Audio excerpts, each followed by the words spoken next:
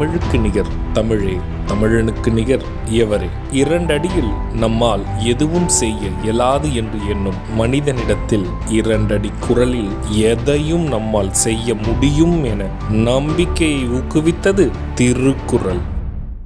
வணக்கம் குழந்தைகளே. வணக்கம் பகலவன் ஐயா. இன்னைக்கான குறளை நம்ம பார்ப்போமா? ஓ, பார்க்கலாமே. சரி, பாடத்துக்குள்ள போலாம். இன்னைக்கான குறள் அதிகாரம் 104 உழவு. குறள் எண் 1039. செல்லான் கிழவன் இருப்பின் நிலம் புலந்து இல்லாளின் ஊடிவிடும். ஐயா, நீங்க சொன்ன இந்த குறளோட பொருள் என்ன? இதற்கான பொருள், நிலத்தை உடையவன் அதை சென்று பார்த்து கண்காணிக்காவிட்டால் அந்நிலம் கவனிக்கப்படாத மனைவி போல அவனை வெறுத்து கோபம் கொள்ளும்.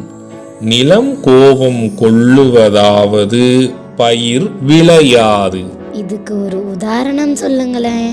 இதற்கான உதாரணம், நிலத்தை வைத்திருப்பவன் அந்நிலத்தை பராமரிக்காமல் விட்டால் குடும்பம் சண்டையில் பிரிந்து போய்விட்டதை போல நிலம் அவன் மீது கோபம் கொண்டு பயிர் விளையாமல் வறண்டு போய்விடும்.